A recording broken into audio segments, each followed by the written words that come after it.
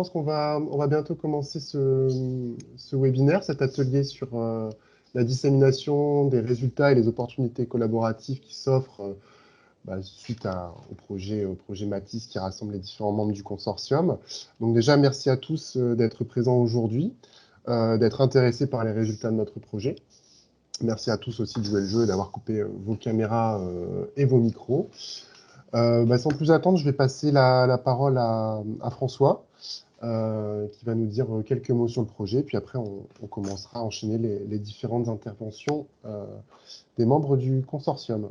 François, j'arrête mon partage et c'est à toi. Merci Pierre-Yves. Bonjour à toutes et tous. Alors à nouveau, merci de votre participation à cet atelier. N'hésitez pas à me dire si vous n'entendez pas bien, hein, puisque nous sommes deux dans le bureau, donc nous portons le masque. Je vais vous présenter le projet Interreg Matisse, hein, que j'ai l'honneur de coordonner, puisque je suis donc François Sirner, chef de projet européen au CHU de Lille, au CHU de Lille, pardon, et coordinateur du projet Matisse. Donc ma présentation sera distincte en deux temps, hein. Une présentation d'abord du programme Interreg François Lanifland, qui est notre soutien financier, et puis du projet Interreg lui-même. Donc vous me dites également si la présentation passe bien. Donc la première partie concerne le programme Interreg François Laniflandre. Ce programme est notre soutien financier, donc comme je le disais, est un programme de coopération territoriale européenne qui a pour zone d'action la frontière finalement franco-belge, hein. Donc vous voyez qu'un territoire est réparti entre la partie française et la partie belge autour de la frontière franco-belge. François, je me Oui, permets de t'interrompre, on ne voit pas ton écran. d'accord. Pour l'instant, c'est pas très grave, on imagine bien la zone que Oui, tu décris, mais et navré parce que je l'avais partagé, donc voilà, c'est bon, c'est arrivé. Je te voilà, remercie, François. écoutez, je reprends juste. Donc, je disais simplement, présentation du programme Interreg François-Wallonie Flandre. En effet, donc, la zone d'intervention de ce programme de coopération territoriale européen, c'est donc la frontière franco-belge. Vous voyez qu'une zone en partie définie sur la France et puis en partie définie sur la Belgique, qui a défini quatre axes prioritaires, et donc quatre priorités d'investissement. La première étant l'amélioration et le soutien à la collaboration recherche et innovation, collaboration transfrontalière, vous l'aurez compris. La deuxième étant l'accroissement de la compétitivité des PME, la compétitivité transfrontalière de ces PME. La troisième, la promotion d'un développement durable. La quatrième étant la promotion de l'identité culturelle et de la cohésion sociale, par exemple au travers du développement de services transfrontaliers. Pour ce faire, le programme dispose d'un budget sur la période 2014 à 2022 en réalité, qui s'élève à hauteur de 160 millions d'euros. Alors, ces 160 millions d'euros de FEDER ont déjà été alloués au projet, hein, puisque vous le voyez, nous sommes en fin de programmation. Mais je tiens aussi à vous signaler que ce programme bénéficiera d'une nouvelle programmation donc pour 2021-22 jusque 2027-28, disons, avec un budget qui sera là aussi pas mal augmenté et toujours une concentration sur l'aspect recherche-innovation. Peut-être pour vous donner quelques idées, hein, sur ce que c'est qu'un bon projet transfrontalier et si ça vous intéresse de candidater à ce programme, on dit souvent que parmi les premiers critères de ce que c'est un bon projet transfrontalier, c'est un projet qui apporte une plus-value transfrontalière avec souvent cette formule qui résume la chose, 1 + 1 = 3, c'est-à-dire qu'on va chercher un partenaire en complément, donc avec une activité complémentaire ou une expertise complémentaire à la nôtre. Et finalement, il en résulte encore de nouvelles connaissances et une collaboration qui devient finalement essentielle, une collaboration encore une fois transfrontalière. En œuvre, bien sûr, à une échelle transfrontalière, là aussi en insistant sur le fait que vos partenaires sont bien utiles au consortium et qu'il y a une réelle synergie qui se dégage entre chacun d'entre eux. Et puis, forcément, un impact aussi au niveau du territoire, donc pour sa population et ses acteurs institutionnels et économiques, dont les entreprises et les industries dont vous faites partie. Et la raison aussi pour laquelle aujourd'hui on organise cet événement, c'est la diffusion des résultats du projet Matisse vers cette communauté que vous représentez. Ceci étant dit, n'hésitez pas à me poser une question après la présentation s'il y en avait. Je passe au projet Matisse, puisque c'est l'objet de la présentation du jour. Alors, pour vous dire que ces travaux, finalement, concernent une application particulière sur le modèle de la reconstruction mammaire. Et ce sont des travaux qui ont commencé au CHU de Lille à peu près en 2012, avec de premiers travaux de culture cellulaire et de régénération tissulaire sur des supports textiles, notamment sur la dentelle de Calais, sur le dentelle sur laquelle on a obtenu une première preuve de concept.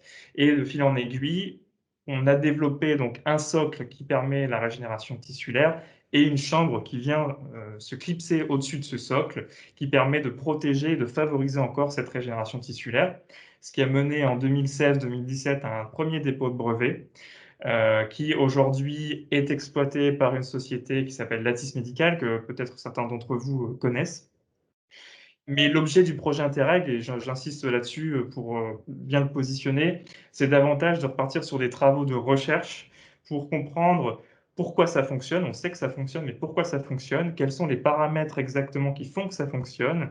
Déterminer un peu plus précisément les interactions qu'on peut avoir entre les matériaux qu'on utilise, des biomatériaux donc, et les tissus humains, les cellules humaines. Et puis, envisager aussi qu'au-delà de la reconstruction mammaire, puisque comme on disait, ce n'est qu'un modèle, on puisse utiliser ces travaux, ces résultats, pour d'autres reconstructions, en particulier de tissus mous, et pourquoi pas de tissus, disons, osseux ou tissus durs. Alors, pourquoi le cancer du sein aussi? Ben, pour une raison assez simple, vous n'êtes peut-être pas sans savoir que quasiment une femme sur 8, hein, d'après l'OMS, développera un cancer du sein au cours de sa vie, ce qui représente quand même un volume important de la population globale, et que l'intervention chirurgicale de référence pour le traitement de ce cancer du sein est la mastectomie partielle ou totale, c'est-à-dire l'ablation partielle ou totale du ou des seins. Et cela représente entre 30 et 40% selon les estimations des interventions sur les cancers du sein. Pour autant, parmi les femmes opérées donc, par une mastectomie partielle ou totale, seul un quart d'entre elles bénéficient d'une reconstruction mammaire, pour différents facteurs, différentes raisons que je ne vais peut-être pas aborder ici, sauf si ça vous intéresse, n'hésitez pas à poser la question dans ce cas-là, mais qui peut être de plusieurs ordres, psychologiques, financiers, esthétiques par exemple. Alors, les techniques connues actuellement sont de deux grandes catégories, on va dire, les techniques non autologues, c'est-à-dire avec des corps étrangers implantés tels que les prothèses mammaires, mais aussi les techniques autologues que vous connaissez peut-être un peu moins, donc le lipofilling qui est la première d'entre elles, avec finalement le prélèvement de cellules adipocytes, par exemple dans l'épigastre ou dans la cuisse, cellules qui sont centrifugées et ensuite réinjectées sur le site de reconstruction, donc là en l'occurrence le sein, pour reformer au fur et à mesure un sein. Et la troisième technique qui est la technique dite du DIEP, où en fait on va prélever un lambeau cette fois, donc un lambeau c'est-à-dire un tissu vasculaire et adipeux, qui sera prélevé soit encore une fois dans l'épigastre, soit dans le dorsal, dans le grand dorsal, le gracilis ou le fessier. Et finalement, on va prélever ce lambeau et s'en servir pour effectuer une reconstruction du sein. Alors, ces techniques sont souvent complémentaires à certains égards, mais présentent chacune des limites que vous connaissez pour certaines, pour les prothèses mammaires, bien sûr, avec les différents scandales qu'on a pu connaître, PIP ou les prothèses texturées plus récemment. Le lipofilling en lui-même est une bonne technique en termes de reconstruction et de recréation de forme, mais présente des difficultés quant au fait du nombre d'interventions à réaliser pour reconstruire un volume dans le souhait de la patiente. Et évidemment, la dernière technique euh, présente plutôt des limites en termes de temps opératoire, de lourdeur de l'intervention, si je puis dire, et aussi sur le fait que l'on prélève un grand morceau de tissu, de lambeau, ce qui peut conduire à une certaine morbidité du site donneur, une certaine cicatrice au niveau du site de prélèvement. Pour autant, les besoins exprimés par les patients, les patientes en l'occurrence, et les chirurgiens sont, pour les patientes, d'éviter d'avoir des implants en silicone, compte tenu du contexte sanitaire et réglementaire, pas de corps étranger si possible, d'avoir une intervention chirurgicale unique, donc d'éviter de repasser plusieurs fois au bloc pour une reconstruction d'un sein, et une reconstruction qui soit, si possible, personnalisée et la plus fidèle au sein de départ. Quant aux chirurgiens, de leur côté, ce qu'ils souhaitent, c'est d'avoir une technique qui soit sans complications post-opératoires, c'est quand même la première des choses, et aussi une technique relativement simple qui pourrait être utilisée par à peu près n'importe quel chirurgien formé à cette technique relativement rapidement, et quelque chose qui soit accessible avec la double sémantique que ça peut avoir, c'est-à-dire accessible en termes de coût et accessible en termes de facilité de réalisation. Une petite vidéo peut-être pour vous présenter un petit peu le concept de ce qu'on a mis en œuvre, c'est-à-dire de la bioprothèse Matisse. Donc j'avance rapidement puisque ce que je viens de vous dire finalement est résumé dans cette vidéo, vous aurez l'occasion de consulter, pour passer finalement à comment fonctionne l'implant Matisse. Donc vous voyez qu'on va prélever en local, donc dans la zone pectorale, un lambeau vasculo-graisseux qui est de l'ordre peut-être 8 à 10 fois moins important que ce qui serait prélevé en technique de Dieppe que j'ai présenté un peu plus tôt. Ce lambeau va être, donc, qui est constitué d'artères de veines de tissu graisseux, vous l'avez bien compris, c'est vascularisé également, va être isolé et positionné sur un socle qui est à peu près sur le même principe du socle que je vous présentais tout à l'heure. Ce socle va pouvoir être réintroduit en sous-cutané, mais juste avant, on va positionner une coque qui va en fait protéger le site et optimiser la régénération tissulaire. Donc, cet ensemble est réintégré sous la peau, sur le site de reconstruction, et au fur et à mesure que les tissus et les cellules se régénèrent, l'implant, lui, va se résorber progressivement pour, in fine, qu'il ne reste que le nouveau volume reconstruit, donc un volume de tissu graisseux reconstruit, et que la prothèse puisse être biorésorbée, ce qui conduit à une reconstruction à peu près à l'identique par rapport au sein initialement présent, bien sûr uniquement avec des tissus graisseux. Alors, j'arrête la vidéo là-dessus, peut-être pour vous dire qu'à la fois on peut travailler sur des implants personnalisés, on peut donc reconstruire un sein avec des tissus de manière autologue, on peut avoir une résorption de l'implant sous 6 mois, ou on peut en tout cas optimiser ce temps de résorption et le faire coïncider en fait avec le temps de régénération des tissus, on verra ça plus tard avec la présentation notamment de Materia Nova, et le tout dans un seul temps opératoire. Alors, si je passe à la suite, juste pour vous donner quelques clés d'entrée aussi, ce projet a été financé en 2017 et a démarré en 2018.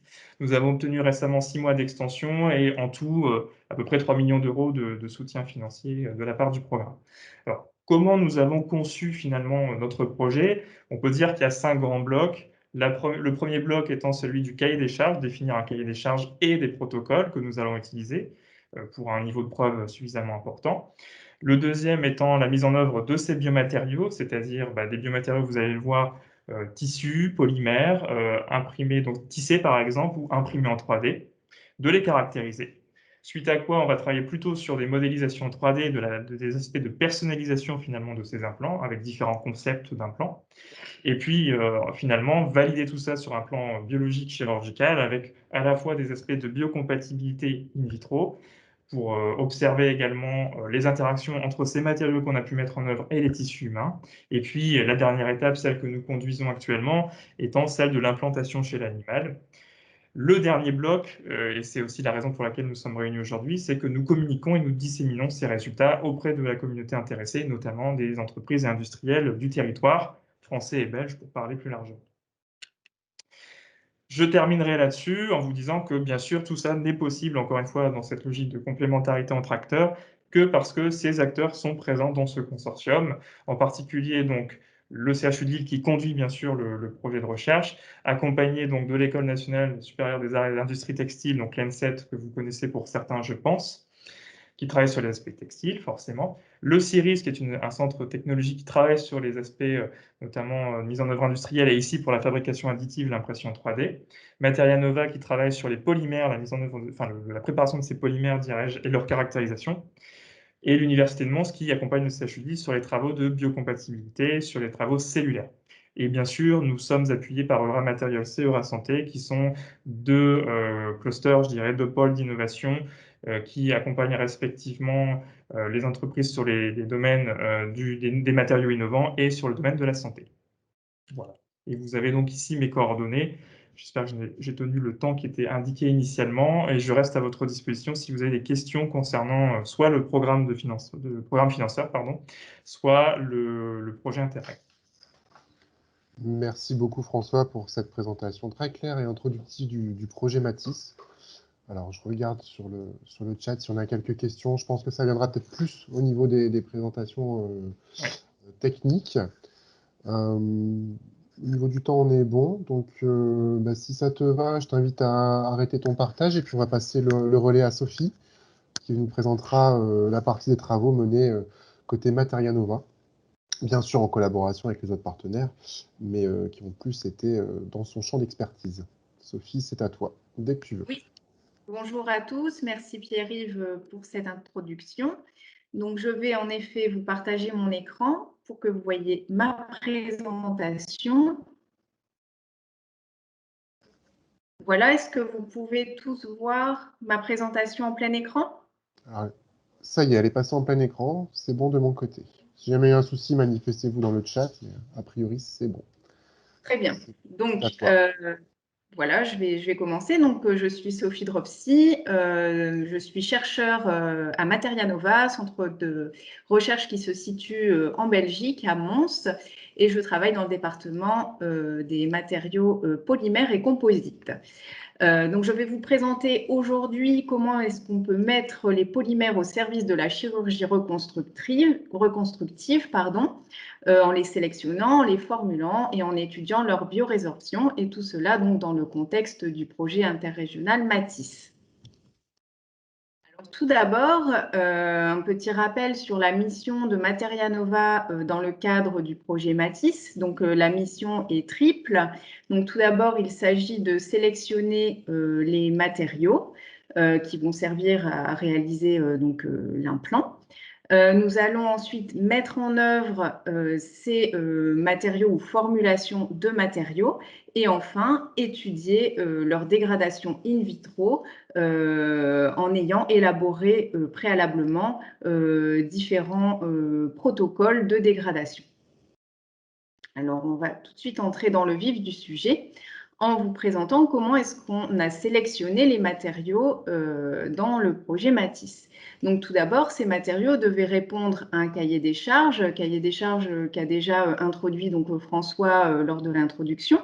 Donc, en effet, ces matériaux doivent être biocompatibles et biorésorbables, puisqu'ils vont constituer donc cette chambre et ce socle, hein, chambre et socle qui doivent avoir une certaine rigidité, mais qui doivent être suffisamment souples également pour être implantés dans l'organisme de la patiente en limitant la taille de l'incision, puisque idéalement on vise une incision de 5 à 6 cm, pas plus. Ces matériaux, donc cette coque, doit avoir une tenue dans le corps humain d'environ 6 mois, avec conservation des propriétés mécaniques notamment, puis une dégradation rapide au cours des dernières semaines dans le corps humain. Et dernier point et pas des moindres, ces matériaux doivent bien évidemment être processables, notamment filables et tricotables d'une part et d'autre part imprimables en 3D filaire pour donc élaborer cette coque. Donc, pour la sélection de ces matériaux biocompatibles, biodégradables et processables, nous nous sommes orientés vers des polyesters aliphatiques. Donc, tout d'abord, nous avons retenu donc, le PLA, le polyacide lactique. Alors, pourquoi? Bien parce que le PLA est un polymère qui est biocompatible, qui a une biorésorbabilité rapide d'environ plus ou moins 6 mois, une bonne disponibilité commerciale et aussi une bonne processabilité, mais c'est un matériau qui est quand même très rigide. Donc, on a envisagé de le coupler avec un autre matériau biocompatible et biodégradable qui est la PCL, donc polycaprolactone, qui est donc un matériau biocompatible, qui présente une biorésorbabilité plus lente que celle du PLA, donc on est aux alentours d'une année. C'est un matériau qui est beaucoup moins sensible à l'hydrolyse que le PLA. Il va se dégrader plutôt sous l'effet d'enzymes, donc de dégradation enzymatique. Il présente aussi une bonne disponibilité commerciale, une bonne processabilité et il a la particularité d'être un matériau relativement souple. De ce fait, donc en couplant ces deux matériaux, on peut avoir accès à des formulations de matériaux qui vont être biocompatibles et biorésorbables et aux propriétés que l'on va pouvoir moduler. Donc, une fois ces matériaux sélectionnés, nous allons donc les formuler et les mettre en œuvre. Donc, pour cela, on réalise différents compounds donc de PLA, PCL. Je les ai appelés ici PLAX, PCLY, puisqu'on peut avoir une série de mélanges PLA, PCL en faisant varier le ratio PLA, PCL. Pour la réalisation de ces compounds, donc on procède par extrusion bivis.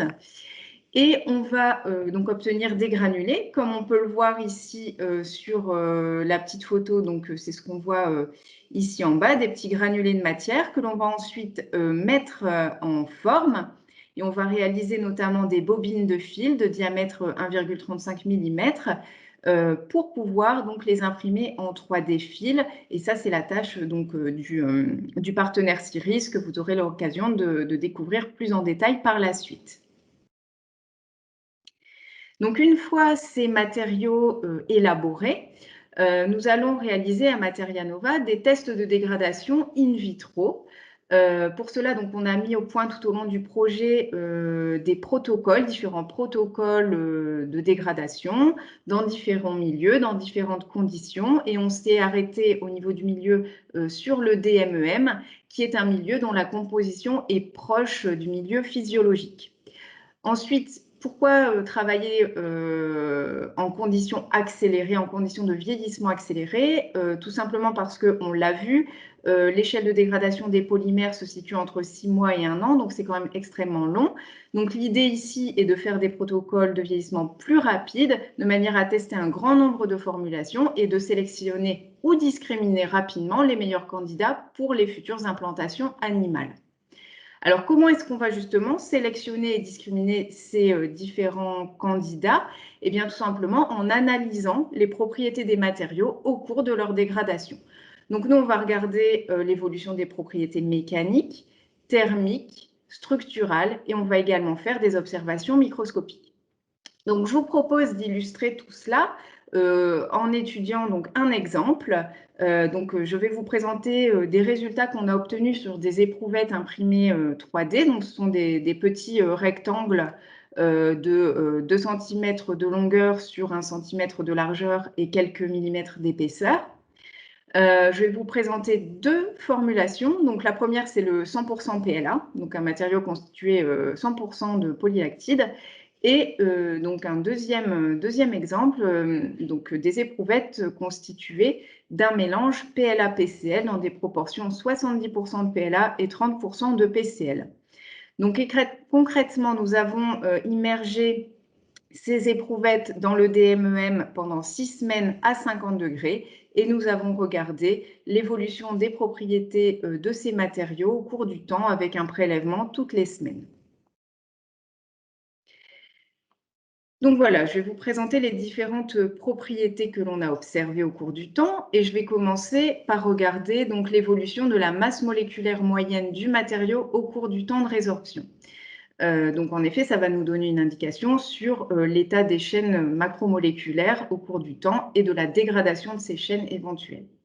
Donc sur ce graphe, vous avez l'évolution, donc la diminution de la masse moléculaire moyenne du PLA ou du mélange PLA-PCl 70-30 durant les 6 semaines de résorption.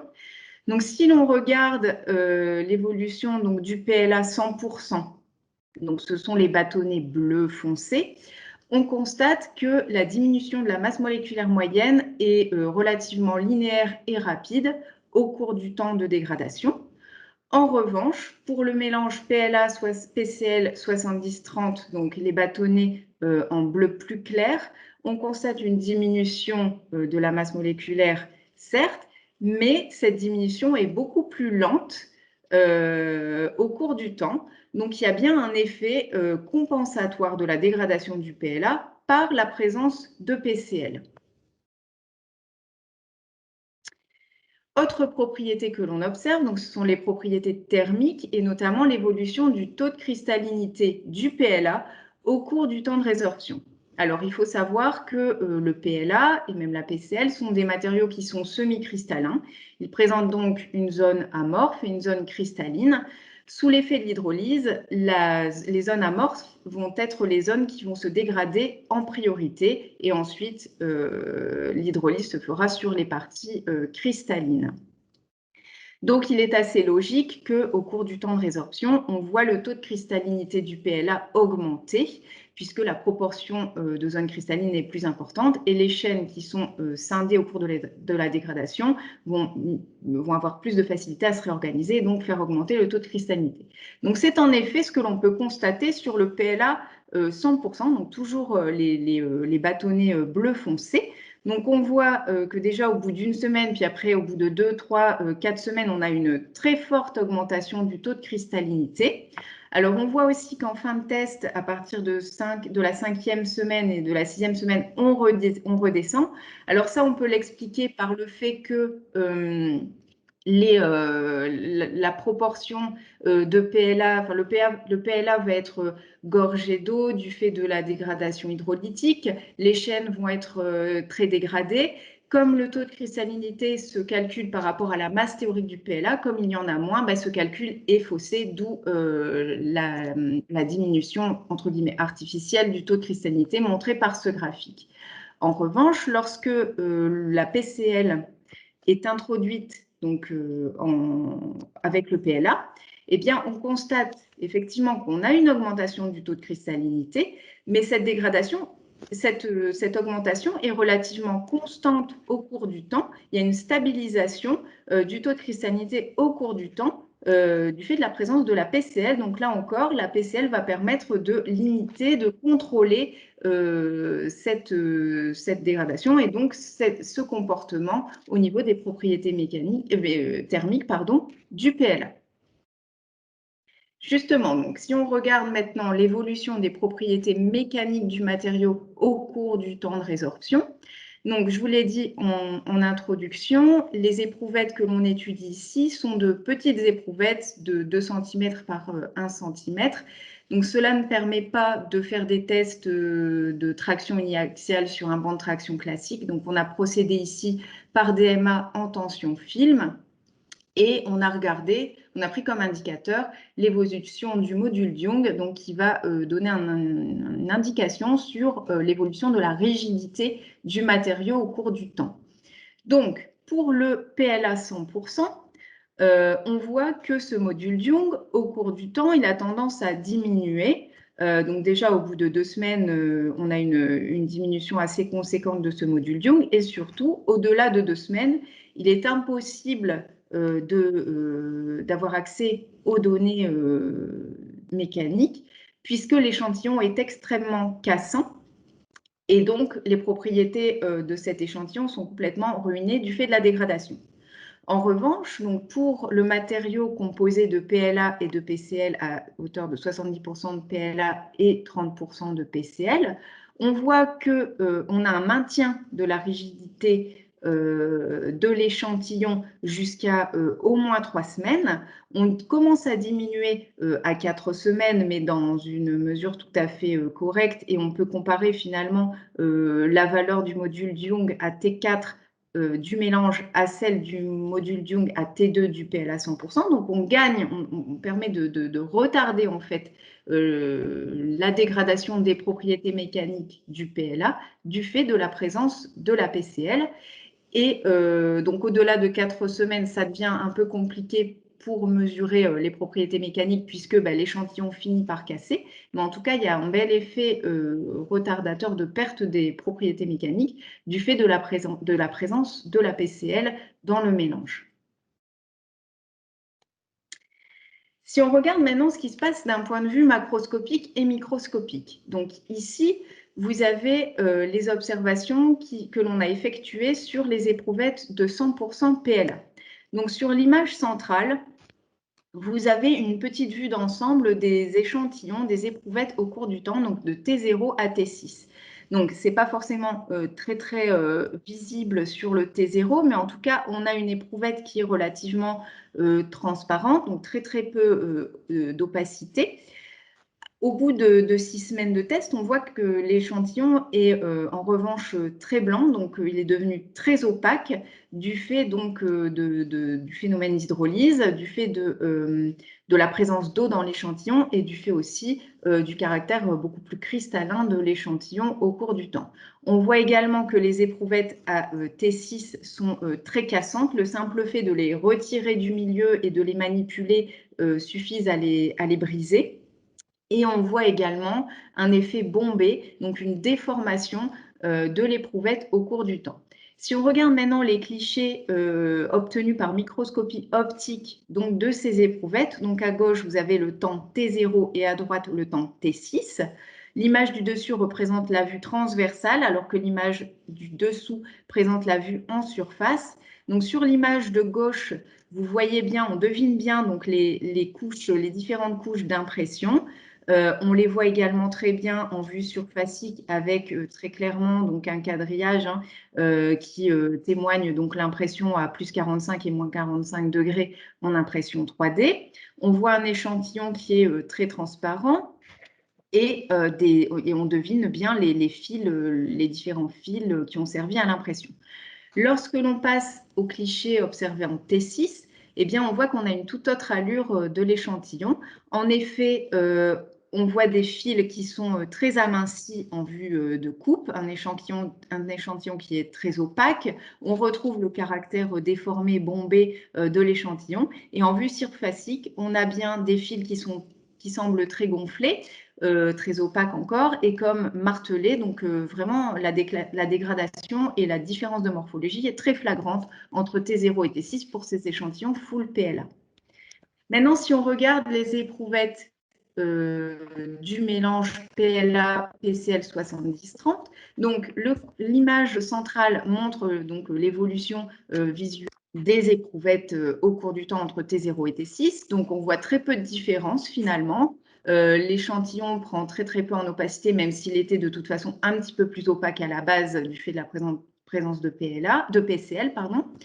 On voit néanmoins que les échantillons sont beaucoup moins déformés. On ne voit pas de courbure de l'échantillon.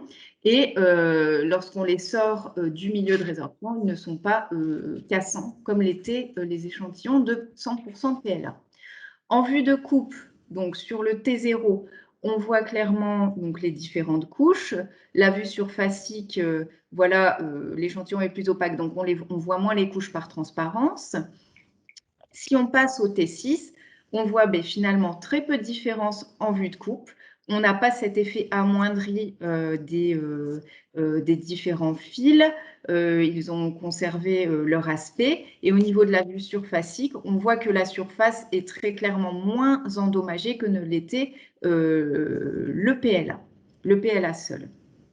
Donc, là encore, la présence de PCL permet très clairement, très nettement de limiter, voire même de ralentir la dégradation du PLA au cours du temps.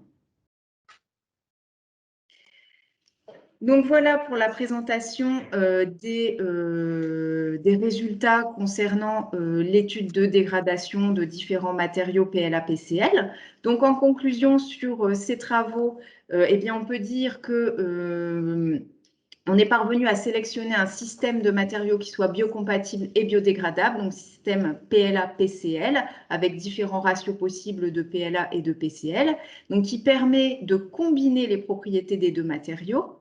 Nous avons donc réalisé des compounds et des bobines de fil donc par extrusion à partir de ces mélanges PLA-PCL. Nous avons mis au point un protocole de vieillissement accéléré qui permet donc de tester un grand nombre de formulations et de sélectionner rapidement les meilleurs candidats pour leurs futures implantations sur animaux.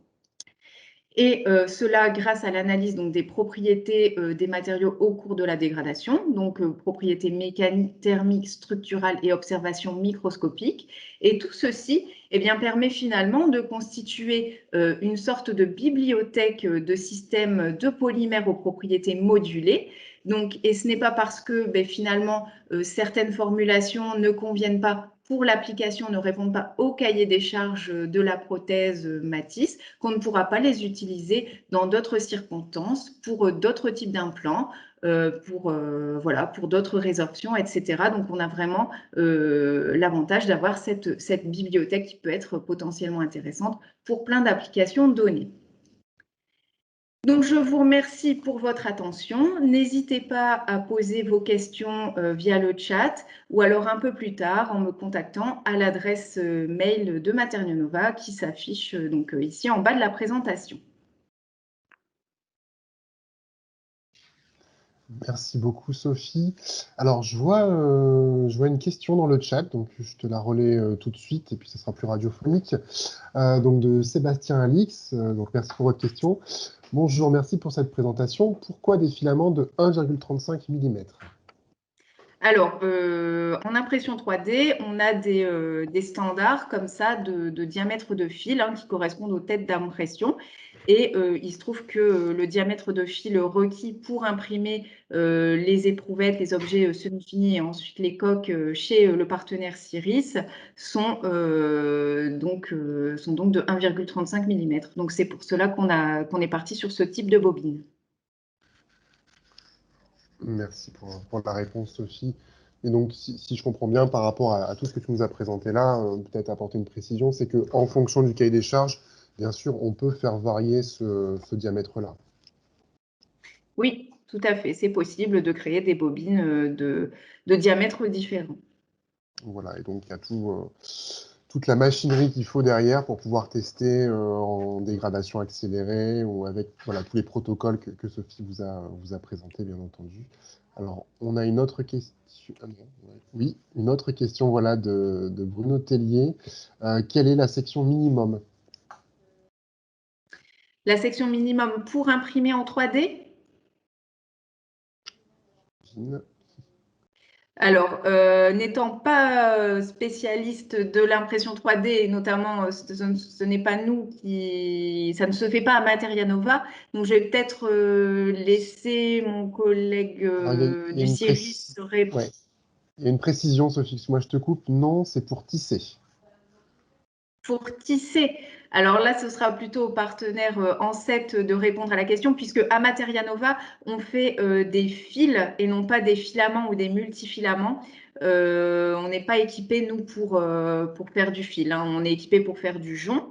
Et alors, on peut varier le diamètre de ce jonc en l'étirant plus ou moins lors du processus d'extrusion, mais on n'arrivera jamais, nous, à faire du fil puisqu'on n'est tout simplement pas équipé. Ce n'est pas dans notre corps de métier à Materia Nova de produire du fil ou du multifilament. Voilà. Alors, c'est très bien. Alors, c'est pas calculé, mais ça nous fait une transition parfaite. Donc, je vous remercie pour votre question, puisque la présentation suivante va être donnée par l'ANSET. Alors, est-ce qu'il y a d'autres questions dans le chat, ou sinon, je vous propose qu'on passe à la suite. Donc, voilà, Sophie, tu peux arrêter ton partage, et je vais inviter Vivien à allumer sa caméra, et puis à se mettre en place. Comme ça, on va pouvoir enchaîner. Bonjour à tous, merci Pierre-Yves. Voilà, on m'envoie ta présentation. Donc, oui. Quand tu veux. Alors, donc moi je me présente, je m'appelle Vivien Barral, je suis ingénieur textile technique et doctorant donc, au laboratoire Gemtex à l'ANSET. Et effectivement, c'est moi qui vais vous parler en partie des travaux qu'on a réalisés pendant le projet sur la partie textile. En partant, comme pour Materia Nova, de la formulation, pour aller vers des prototypes. Donc, confirmez-moi que ça défile bien, comme ça. Je vais passer rapidement sur le début, puisque ce sont des choses qui ont été évoquées par François quand il a introduit le projet, et d'autres aspects aussi de formulation qui ont été pas mal développés par Materia Nova. Mais donc l'idée, en fait, pour la partie textile, c'est d'accélérer la vascularisation et la colonisation des cellules adipocytes. Donc le textile a vraiment, on vise à ce qu'il ait un intérêt sur la reconstruction du lambeau. Donc en fait, après, quelle forme on va lui donner, ça dépend de l'application. Et est-ce qu'on fait quelque chose d'architecturé? Est-ce qu'on fait un textile en 3D? On empile des couches? Ou alors il n'y a besoin que d'un seul support textile? Ça dépend. Ça dépend de l'application. Alors donc nous, on a travaillé comme Materia Nova sur une série de paramètres qui tiennent à la formulation du matériau, mais on a aussi travaillé sur nos paramètres procédés puisque nous faisons du filage en voie fondue. Et le filage en voie fondue présente un bon intérêt. Il y a un certain nombre de paramètres sur lesquels on peut jouer pour modifier notre polymère. Et on a aussi des paramètres de mise en œuvre. Donc voilà, pour rappel du cahier des charges, il faut des polymères qui sont biorésorbables, biocompatibles, et dans notre cas, qui sont pas trop compliqués à mettre en œuvre en filage voie fondue. Certains polymères qui répondent aux 2 premiers critères du cahier des charges sont très compliqués à mettre en œuvre par filage en voie fondue, mais il existe d'autres techniques comme l'électrofilage qui permettent de mettre en œuvre d'autres polymères. Donc voilà, on a choisi ces 2 polymères, PLA et PCl, parce qu'ils ont des propriétés mécaniques différentes et qu'on va pouvoir essayer de travailler avec les deux. Et ils ont aussi des cinétiques de dégradation différentes. Et ensuite, pour les paramètres process, on a un certain nombre de paramètres. Les plus connus sont plutôt les tirages et les températures de mise en œuvre, mais on a aussi joué sur le débit de matière. Et au niveau du tricotage, il existe un certain nombre de paramètres, la jauge de la machine, la serre et la contexture, c'est-à-dire en fait quel tricot on fait, quelle organisation pour les boucles. Donc petit rappel, au niveau de la mise en œuvre, nous commençons comme pour Materianova par une extrusion. Donc on obtient des monofilaments extrudés qui pourraient être utilisés pour l'impression 3D par exemple. Et nous, on va systématiquement, enfin quasi systématiquement, les granulés. Et ce sont ces granulés en fait qu'on va introduire dans le pilote de filage. Donc la dernière étape pour nous, ça a été de faire des études de dégradation in vitro. Donc on a travaillé sur le protocole ensemble avec Materianova à l'Université de Mons. Donc moi, ce que j'ai fait, c'est que j'ai fait de la dégradation sur des multifilaments, mais également directement sur des structures tricotées. Ensuite, on effectue un certain nombre de caractérisations, des propriétés physiques, thermiques, mécaniques. On a aussi eu une attention sur la stabilité dimensionnelle de tous les systèmes qu'on a étudiés, puisqu'il y a des différences que je vais développer un petit peu. Alors, l'intérêt de ce mélange de polymères, c'est non seulement que les 2 polymères ont des propriétés différentes, mais ils sont immiscibles, et donc, lorsqu'on les mélange, en fonction de la quantité de PCl introduite, la morphologie du mélange change, donc ses propriétés sont modifiées, et en fait, ça a des conséquences sur la cinétique de dégradation. Il ne faut pas s'attendre à un profil linéaire, plus j'augmente la PCl, plus telle ou telle propriété varie dans un sens ou dans l'autre. C'est plus compliqué que ça. Donc on a fait, grâce à Materianova, on a pu effectuer de la microscopie électronique à balayage où on voit effectivement cette morphologie évoluer. Et on voit l'intérêt de l'incorporation de la PCl dans le PLA. Bon, j'ai pris l'exemple de l'allongement à la rupture. Il y aurait beaucoup de propriétés à regarder, mais on voit que lorsqu'on on augmente la fraction de PCl dans le PLA, on a une augmentation jusqu'à 30% de PCl. Et en fait, lorsqu'on fait des mélanges avec 40-50% de PCl, on est dans un domaine au niveau morphologie qui est le domaine co-continu et qui est finalement plus fragile que lorsque la PCl est sous forme de nodules ou de fibrilles et agit comme renfort. Alors ensuite, on a regardé évoluer au cours de la dégradation tout un tas de propriétés que j'ai citées avant. Je vous prends l'exemple de la contrainte maximale, où on se rend compte que la contrainte maximale augmente grâce à l'incorporation d'une petite fraction de PCl. Donc là, on le voit pour des mélanges avec 10, 20, 30% de PCl. Au-delà, on voit que ça a moins d'intérêt. On a également étudié le taux de cristallinité du PLA en fonction de la fraction de PCl et au cours du temps. Et on voit que les systèmes qui cristallisent le plus à terme, c'est les systèmes où il y a beaucoup de PLA.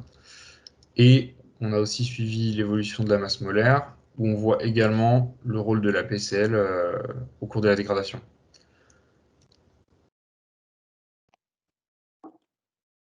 Alors, ensuite, il y a autre chose qui intéresse forcément les gens qui veulent fabriquer des produits avec des polymères dans cette catégorie, c'est quel grade on va choisir. Alors, globalement, quand on cherche à se fournir dans des matériaux comme ça, Il existe des matériaux qui ont des masses molaires différentes. Parfois c'est indiqué, parfois on ne le sait pas.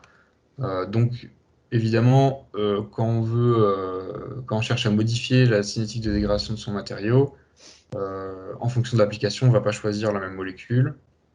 Donc là, j'ai donné 3 exemples de polymères qui sont mis en œuvre pour des applications comme des implants résorbables, mais il en existe d'autres.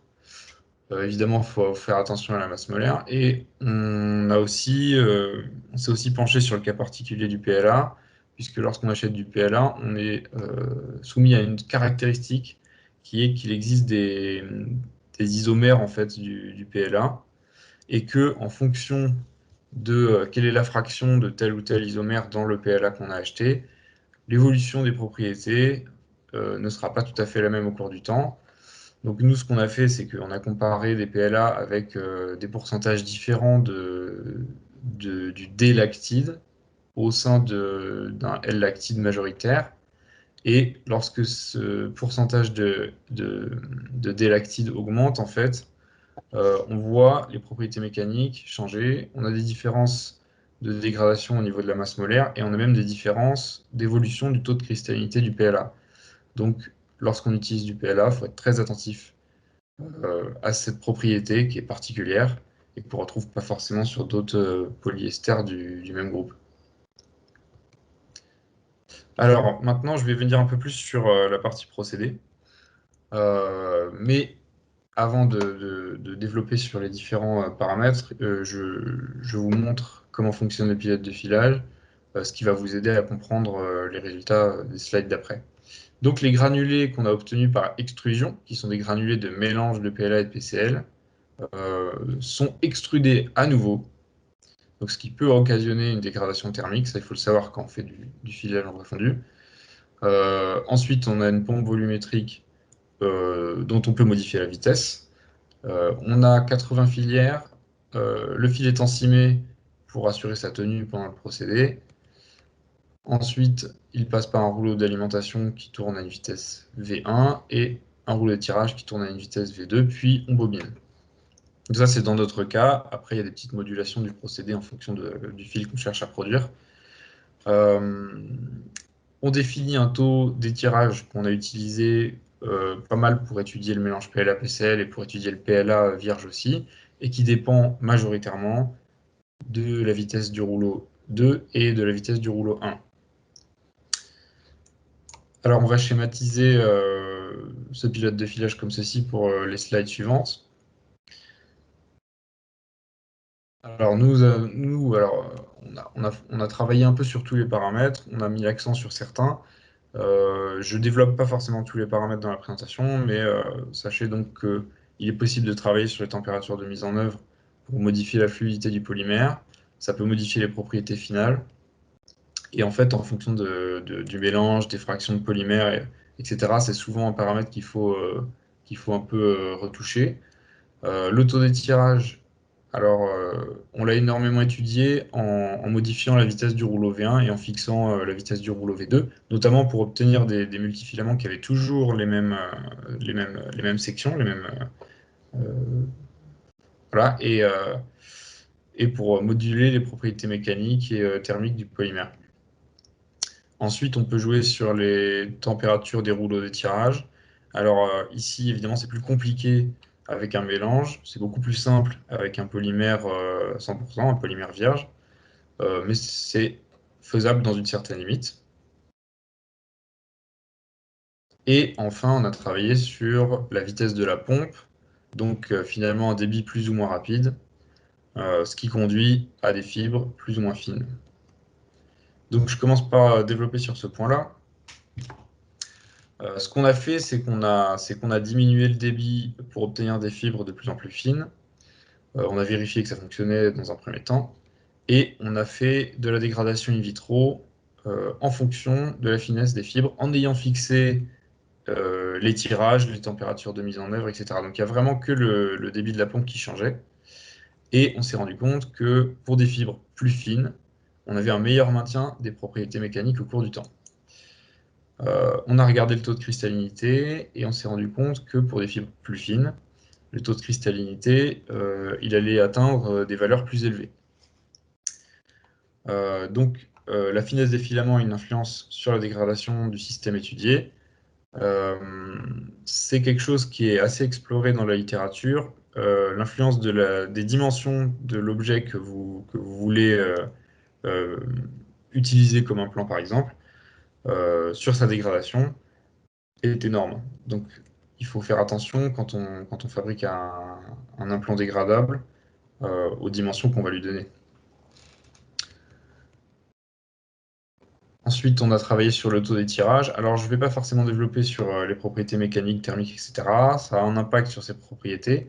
Mais nous, sur ce sujet-là, on a plutôt été attentif au retrait des multifilaments, puisqu'on s'est rendu compte que, d'une part, en fonction de la composition du polymère, donc en incorporant de la PCL ou pas, et en fonction du taux d'étirage, on avait des différences de retrait, donc de stabilité dimensionnelle, qui peuvent avoir à terme des conséquences évidemment sur le textile et sur son utilisation.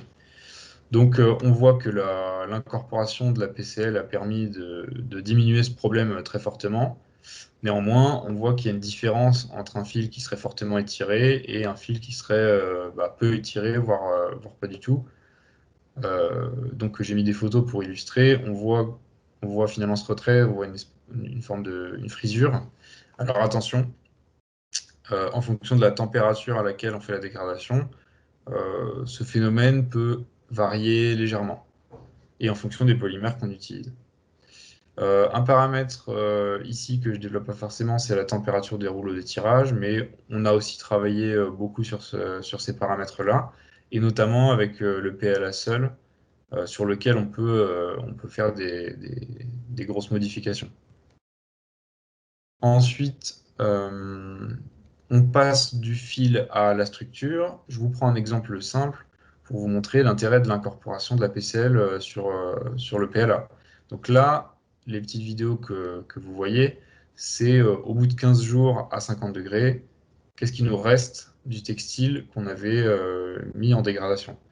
Donc ici, on voit clairement que le PLA seul, à cause du retrait du multifilaments, s'est rigidifié.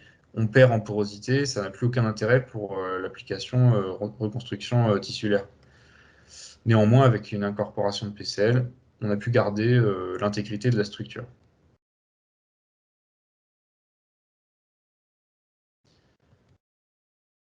Alors ensuite, on a étudié d'autres paramètres. Je vous présente quelques résultats.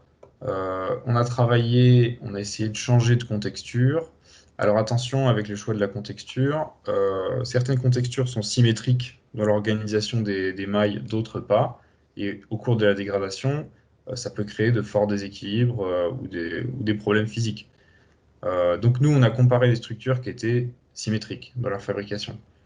On se rend compte qu'il peut y avoir un impact au cours de la dégradation en fonction du choix de cette contexture. Et ensuite, on a étudié la serre. La serre, c'est quoi? C'est la longueur de fil par rangée. Donc, ça a des conséquences sur l'amplitude des boucles. Et lorsqu'on introduit... alors, il y a une erreur, hein, rigidité, il n'y a pas de rigidité.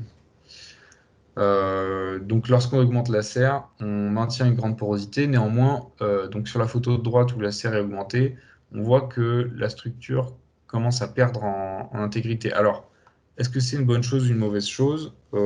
Ça dépend. Ça dépend vraiment ce qu'on veut en faire. Donc là, vraiment, c'est un sujet qui est très très ouvert. Tant qu'on n'a pas un fort retrait des multifilaments, c'est quelque chose qui reste à explorer. Donc, je vous refais un rappel. Donc, nous, on a travaillé sur l'influence du choix des matériaux et leur formulation, sur l'influence d'un certain nombre de paramètres process, notamment du filage et du tricotage. Et on a essayé de mettre en relation ces paramètres, le choix de ces paramètres et l'évolution des propriétés au cours de la dégradation. Donc, pour donner quelques perspectives à ces travaux, il y a un travail qu'on fait au sein du projet Matisse qui est de relier les paramètres de fabrication des multifilaments et des tricots avec des problématiques d'adhésion cellulaire. Ça va être développé dans les présentations suivantes. Pour les gens qui travaillent dans le textile, on pourrait aussi complètement modifier la structure textile pour faire du tissu, des non-tissés, donc de la dentelle, on a vu également. Il y a vraiment il y a vraiment énormément de possibilités en la matière. Et au niveau du choix du polymère, on pourrait aussi se pencher sur l'intérêt des copolymères, étudier d'autres mélanges ou d'autres polymères. Je vous remercie de votre attention et n'hésitez pas à envoyer des questions ou à me recontacter. Merci à vous. Alors, merci Vivien pour cette présentation. Alors, je ne sais pas si les gens sont en train de taper des questions dans le chat. Moi, j'en ai une petite pour toi. Au niveau de la morphologie PLA-PCL au cours du temps, est-ce que tu peux nous en dire un peu plus, comment ça évolue? Oui, bon, alors j'ai pas forcément développé sur cet aspect, mais c'est vrai qu'on a fait des images MEB au cours de la dégradation. Et ce qu'on sait, c'est qu'il y a une décohésion des deux phases qui s'opère. Et en fait, elle a de grosses conséquences lorsqu'on est sur un mélange avec une grande proportion de PCL, parce que la décohésion des phases dans un système qui est co-continu, ça a des grosses conséquences mécaniques, notamment. Alors que si la PCL est en petite fraction, 10%, 20%, donc organisée sous forme de nodules, on ne voit pas forcément ces conséquences et ça se reflète dans les propriétés mécaniques que j'ai présentées tout à l'heure, où on voit vraiment qu'il y a certains systèmes dont les performances sont améliorées par l'incorporation de la PCL. Alors ensuite, dans la littérature, il y a un autre aspect, c'est que on voit que l'affinité entre le PLA et la PCL donc, existe. Il y a des liaisons H, il y a des choses qui se font au niveau chimique, et qu'elle est différente en fonction de la proportion de PCL. Donc il faut avoir... Donc, tout ça est lié, d'une certaine manière, mais ça donne des éléments de réponse à la question. C'est-à-dire, oui, il y a des problèmes, il peut y avoir des problématiques d'interface, mais elles varient en fonction des proportions de polymères. Très bien, je te remercie. Alors, entre-temps, donc, c'est bien, ça a permis à l'assistance de poser deux questions. Alors, la première de Bruno Tellier, donc, qui revient sur le même type de question qu'il avait posé à Sophie. Quel tirage minimum en multifilament? Alors, titrage minimum. Alors, pour être tout à fait honnête, comme moi, j'ai pas été sur le tissage, puisque c'est une question qui est relative au tissage, il me semble. J'ai pas de réponse absolue. Par contre, je peux vous dire que j'ai étudié des multifilaments avec 80 monofilaments qui vont de 600 décitex pour du PLA seul. Dès qu'on fait du mélange, on a été plutôt sur entre 1800 et 2200 décitex minimum pour aller jusqu'à des fils beaucoup plus gros, 5000 décitex, etc., mais qui peuvent pas, enfin, qui sont pas très intéressants pour des industriels, j'imagine. Je relis la question. Comment définir la meilleure formulation? Quels critères sont pris en compte? Bah, on voit que ça dépend de la méthode de mise en œuvre. C'est-à-dire, la formulation qui va intéresser Materianova ou le Ciris qui font de l'impression 3D n'est pas la même que la formulation qui va intéresser les textiliens. Il y a une raison qui est... donc voilà, en fonction du procédé, on voit que dans le pilote de filage, on étire énormément. Quand on étire, ça modifie la morphologie. Quand on modifie la morphologie, on modifie les propriétés mécaniques. Et on modifie... donc... Et puis, voilà, c'est empirique en fait. C'est-à-dire que Materianova a fait un certain nombre d'essais. Ils se sont rendus compte que le mélange 70-30 les intéressait d'un point de vue mécanique. Et moi, quand je compare tous les mélanges que j'ai étudiés, j'aurais plutôt tendance à aller vers du 90-10, 80-20, etc. Mais encore une fois, ça dépend ça dépend ce qu'on cherche à en faire. Ça dépend combien de temps on veut que dure le matériau, etc. Donc, je dirais il faut donner 90% d'attention à la méthode de mise en œuvre. C'est pas du tout les mêmes enjeux entre l'impression 3D et le textile. Très bien, merci Vivien. Alors, pour compléter un petit peu, si vous avez besoin dans l'assistance d'aller un petit peu plus loin dans les discussions, tout en respectant une certaine confidentialité, parce que effectivement, en tant qu'industriel, vous pouvez avoir des projets que vous ne voulez pas divulguer, ce qui est totalement normal. N'hésitez pas à prendre attache avec nous, on peut mettre en place un NDA et avoir des discussions un peu plus poussées sur le sujet en dehors d'un atelier où effectivement on échange beaucoup d'idées de manière plus large. Alors, je vous propose d'enchaîner sur la présentation suivante. Très bien, je pense que le message a été entendu par Monsieur Bruno Tellier, super. Donc la présentation suivante sera menée par Laurent du CIRIS. Donc voilà, Laurent, tu peux partager ton écran. Et dès que tu es prêt, c'est à toi. Oui, voilà. J'ai le plein écran. Voilà, c'est à toi. Je te remercie. Voilà. Vous voyez l'écran, oui, il n'y a pas de problème. Voilà, bonjour donc à toutes et à tous. Donc voilà, donc moi je vais vous parler de la partie impression 3D d'une manière générale, mais aussi dans le cadre du projet Matisse. Donc je suis business développeur, je travaille chez CIRIS. Donc je ne vais pas présenter CIRIS. Donc CIRIS, c'est un centre de recherche situé en Belgique. À la fin de la présentation, il y a quelques slides de présentation. Vous aurez l'occasion de les lire par la suite. Ce n'est pas le but aujourd'hui. Donc voilà, pour partir directement sur le sujet. Ce que je voudrais essayer de montrer, c'est l'avantage, montrer que l'impression 3D est vraiment un outil très flexible pour les implants médicaux, entre autres, parce qu'il permet des variations importantes en termes de matériaux et de conception de pièces avec une grande flexibilité. Alors, petit rappel sur l'impression 3D. Alors, on parle d'impression 3D, on parle de 3D printing, on parle de fabrication additive, il y a beaucoup de termes qui sont utilisés. Le terme officiel, si on prend les normes, c'est la fabrication additive. Vous avez ici une définition de la STM et de l'ISO, c'est la même chose. Donc, c'est vraiment un processus qui permet de fabriquer des pièces à partir de données 3D en ajoutant de la matière, la plupart du temps donc en couche par couche. Et ça s'oppose évidemment au principe de fabrication soustractive comme usinage. Autrement dit, si on veut montrer ça différemment, donc le principe d'addition de matière, c'est surtout la possibilité de transformer un processus 3D en une succession de processus 2D. Et c'est là, je dirais, un des secrets de la fabrication additive en termes de performance et de capacité géométrique, c'est de finalement simplifier la fabrication en étant en 2D par rapport à des procédés d'usinage, par exemple, qui vont travailler directement sur un bloc matière. Alors, comment ça se passe? On va utiliser donc la donnée 3D qui peut venir de qui peut avoir différentes origines. On verra dans le cas du projet Matisse par la suite qu'on va utiliser comme base l'imagerie médicale. On va le transformer dans différentes étapes vers un fichier d'un format particulier, qui est un format STL généralement, qui est compatible avec les machines de fabrication. On va le slicer, on va le couper en tranches. Et là, on voit donc chaque tranche va devenir une donnée 2D pour la fabrication dans la machine, dans l'imprimante 3D. Et après, on passe dans la partie impression 3D.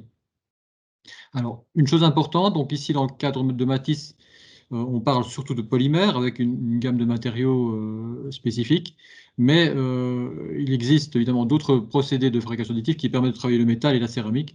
Donc ça, c'était un titre d'information parce que je pense que ce sont des matériaux qui ont aussi leurs applications dans le cadre des applications médicales, medtech ou autres. Alors, si vous cherchez sur le net des applications de fabrication additive ou de 3D printing en médical, vous allez vraiment tomber sur des multitudes de cas. On peut dire, je crois, globalement que la fabrication additive dans le médical, dans le secteur médical, est un des secteurs qui, l'air de rien, est vraiment un gros utilisateur des fabrications additives de par ses qualités, je dirais, spécifiques. Alors, vous avez, par exemple, en bas à gauche, des implants de reconstruction osseuse, éventuellement biorésorbables. Il y a des implants de hanches en titane avec des textures très particulières. Le domaine dentaire aussi est très, très grand utilisateur de techniques additives. J'ai joint également un autre projet, résultat d'un autre projet auquel on a participé, le projet Polyvalve, qui est un projet Interreg qui visait à la reconstruction à l'impression de valves cardiaques sur mesure. Donc voilà, vous allez trouver beaucoup de choses très très intéressantes. On parle même évidemment de bioprinting. Donc c'est vraiment un secteur où le 3D printing a beaucoup de potentiel. Alors, j'en viens au projet Matisse proprement dit. Donc voilà sur la gauche ici je dirais le résumé des différentes étapes où la partie 3D printing intervient. Donc je vais y revenir en détail après. Donc on va revenir sur l'aspect données 3D de départ. il y a l'aspect, on va dire, conception de l'implant, 3D modeling pour arriver au fichier de l'implant, qui n'est pas le même que les données de départ. Et après, il y a évidemment la fabrication, le post-processing qui est un point extrêmement important dans le médical, et puis la partie, on veut dire, stérilisation et l'implantation qui sort de la partie 3D printing pure. Alors, en avance du reste de la présentation, donc voici déjà un exemple de prothèse imprimée dans le cadre du projet Matisse. C'est un des premiers concepts qui a été défini. Et donc, vous pouvez déjà voir la complexité de la pièce, les textures qui sont utilisées par rapport à l'application. On va y revenir par la suite. Alors, si on se base sur la première étape qui est la donnée 3D, bien, dans le cadre de Matisse, on a exploré deux pistes. D'une part, l'exploitation de l'imagerie médicale proprement dite, qui existe dans pratiquement tous les cas. Alors pourquoi? Parce que la donnée est propre à la patiente, et donc on va pouvoir derrière avoir des implants spécifiques, vraiment dédiés, customisés, j'ai envie de dire, au cas de la patiente. Donc ça a évidemment des avantages en termes d'opération, en termes de confort, etc., et d'efficacité de l'implant. Alors, il existe déjà des softwares qui permettent de récupérer ces données, de transformer les données propres à l'imagerie médicale en fichiers CAO, 3D ou STL. Mais donc, l'idée, c'est de sortir les données 3D spécifiques de la patiente, ce qui va nous permettre de travailler de manière plus efficace par la suite. Autre donnée qu'on a exploitée, qu'on a voulu tester, c'est aussi du body scanning. Alors là, c'est un peu plus classique, c'est donc des technologies optiques qui permettent de restituer un fichier 3D, un nuage de points qui va être transformable facilement en fichier STL utilisable par la suite. Alors, on a testé, bon, bien sûr, il y a les scanners portables, mais on a surtout travaillé sur l'utilisation de photos numériques. Pourquoi? Pour essayer de viser des solutions relativement économiques pour sortir des fichiers je dirais, externes de la patiente et pouvoir combiner finalement les deux sources pour toujours dans l'idée d'optimiser la forme finale de l'implant. Alors, on en arrive dans la partie modélisation. Alors à ce stade-ci, on a différentes sources d'informations. La première, c'est ce qu'on vient de voir, c'est les données 3D spécifiques, j'insiste, de la patiente. On a les données matériaux aussi spécifiques. Materianova a développé tout à l'heure a parlé des développements matériaux qui sont des développements adaptés à l'application. Donc là, on va recevoir les données, les caractérisations de ce matériau. On a besoin de ces informations-là pour pouvoir travailler par la suite. En parallèle, on va également tenir compte des contraintes process, que j'appelais ici contraintes process, c'est-à-dire les caractéristiques propres du process de fabrication additive qui a été choisi. Donc en l'occurrence, on s'est concentré sur la technologie FDM, même si on a un peu touché, et on est en train de continuer à travailler sur des technologies poudre. Donc là, c'est connaître les limites, c'est connaître les caractéristiques, le potentiel de la technologie additive. Et, je dirais, à ne pas oublier, les contraintes médicales spécifiques, c'est-à-dire aller discuter avec les chirurgiens pour connaître leurs besoins en termes de facilité d'opération, en termes de maniabilité, en termes d'efficacité, je dirais, au niveau médical. Donc, c'est extrêmement important d'en tenir compte. Et donc, toutes ces informations-là vont permettre, et ont permis, dans le cas de Matisse, de démarrer, je dirais, un processus de conception et de design, un processus R&D, qui va utiliser, bien sûr, des outils de simulation également, notamment mécanique, etc., pour sortir au final un fichier.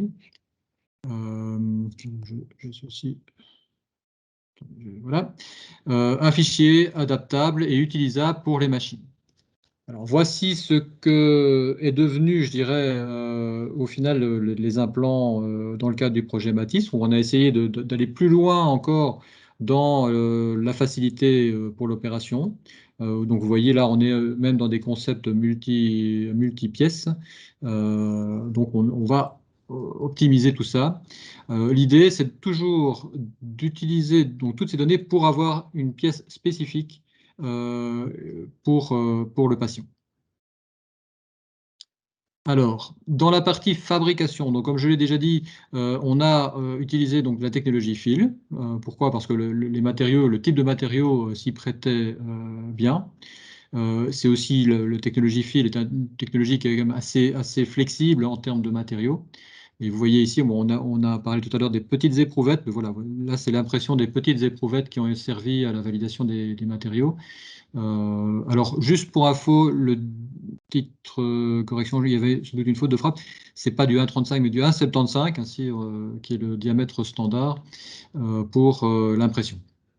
Donc, à ce stade, on a choisi la technologie et on va entamer une phase d'optimisation des paramètres de fabrication. Donc, tout nouveau matériau spécifique demande cette phase, donc déjà de vérifier la processabilité du matériau, de valider, enfin de mettre au point les paramètres pour optimiser la qualité d'impression.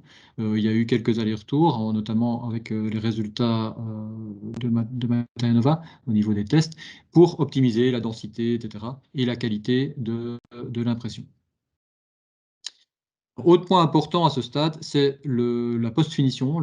Bon, toute personne qui a déjà vu des pièces imprimées en 3D sait que l'état de surface est assez caractéristique. On voit, surtout en fil, les strates, et toutes ces strates peuvent causer des problèmes, notamment dans les applications médicales. Donc, il y a tous les procédés classiques de finition, hein, plutôt mécaniques ou chimiques, qui ont été testés sur les protos, sur les implants.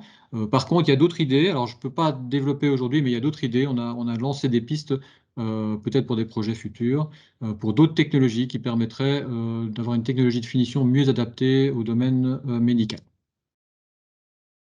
Donc, résultat final, on arrive à la pièce que vous avez déjà vue tout à l'heure.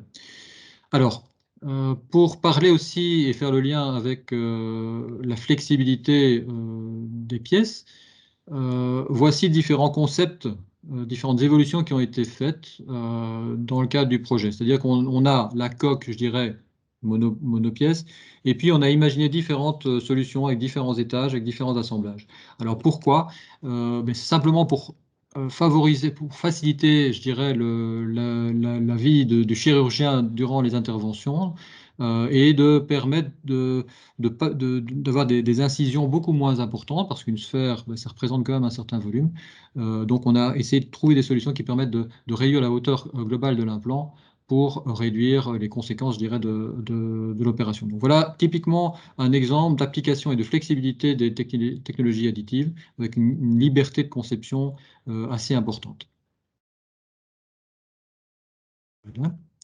Alors, pour en arriver, je dirais, aux conclusions de la partie impression 3D, et surtout pour vous montrer les avantages de l'impression 3D qui ont été démontrés dans le cas de Matisse, si on reprend les avantages classiques connus de l'impression 3D dans le monde, je dirais, industriel ou autre, bon, il y a l'aspect fabrication sans outillage, donc un time to market, comme on dit, qui est plus court, c'est surtout dans la phase de prototypage, de R&D et de validation.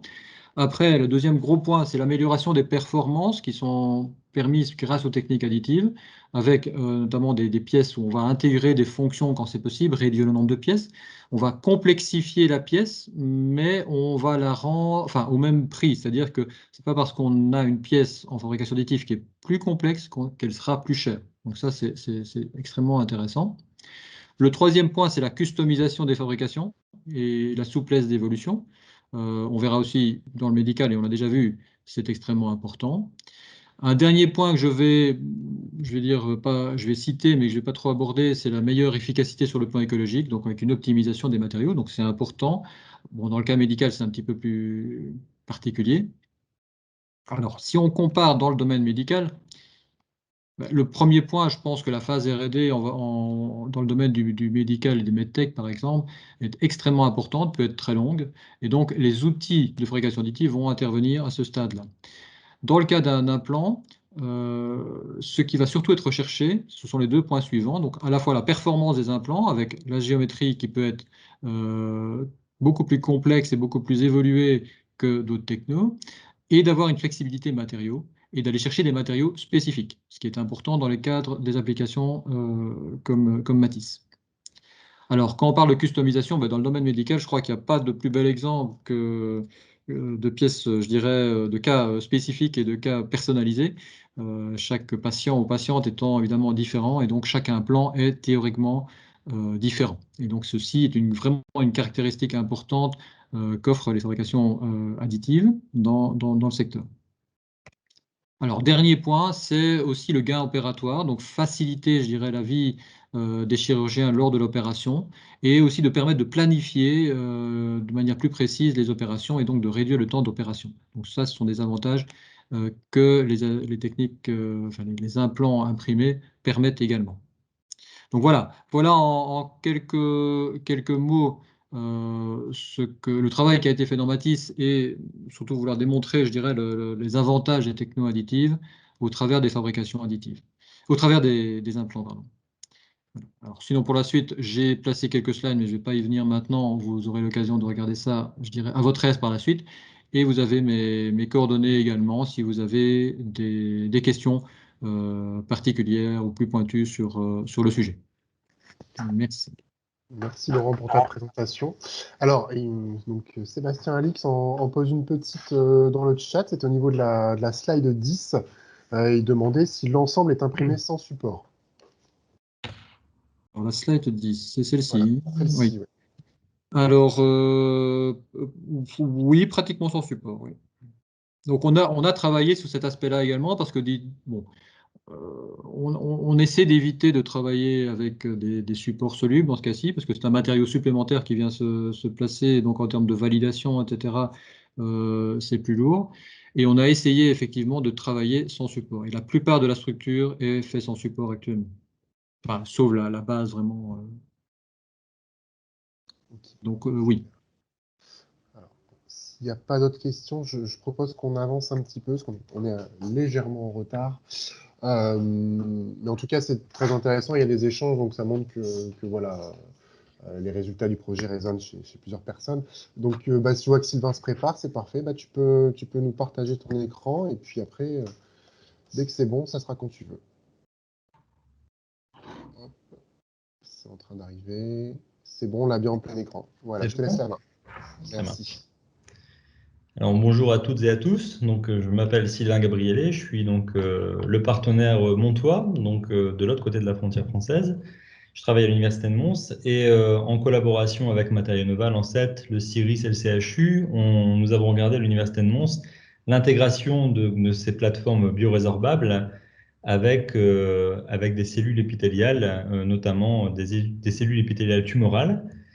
Alors, comme plusieurs personnes l'ont déjà introduite dans leur présentation, le but du projet Matisse est de proposer une alternative à la reconstruction mammaire dite classique, avec des implants plutôt de type des prothèses silicone, suite à une mastectomie. Donc, l'idée dans le projet Matisse, c'est de proposer justement des substrats biodégradables à partir de polymères PLA-PCL, donc des polycaprolactones et des polylactides.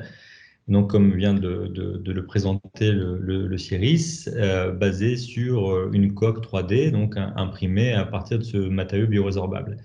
Alors, on vous l'a très bien montré dans la présentation précédente. Donc, ces coques imprimées en 3 dimensions sont faites à partir de filaments.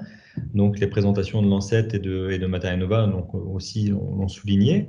Donc, l'idée ici, c'est d'avoir justement une bioprothèse qui va pouvoir se dégrader lentement pour laisser place à un tissu issu, donc un tissu autologue issu de la patiente qui va lui croître et petit à petit prendre place à l'intérieur du sein pour remplacer la coque qui sera dégradée au bout de plusieurs mois. Alors, l'intérêt donc de cette technologie est donc d'utiliser les cellules de la patiente, donc en interaction avec un matériau polymère qui doit donc accueillir favorablement ces cellules autologues qui vont devoir se différencier et se diviser. Et l'autre point important de cette technologie, c'est d'éviter une interaction favorable entre cette coque biorésorbable 3D, donc imprimée à partir de filaments de PLA-PCLL, et les cellules épithéliales cancéreuses qui pourraient encore subsister après les étapes de mastectomie, de chimiothérapie ou de radiothérapie.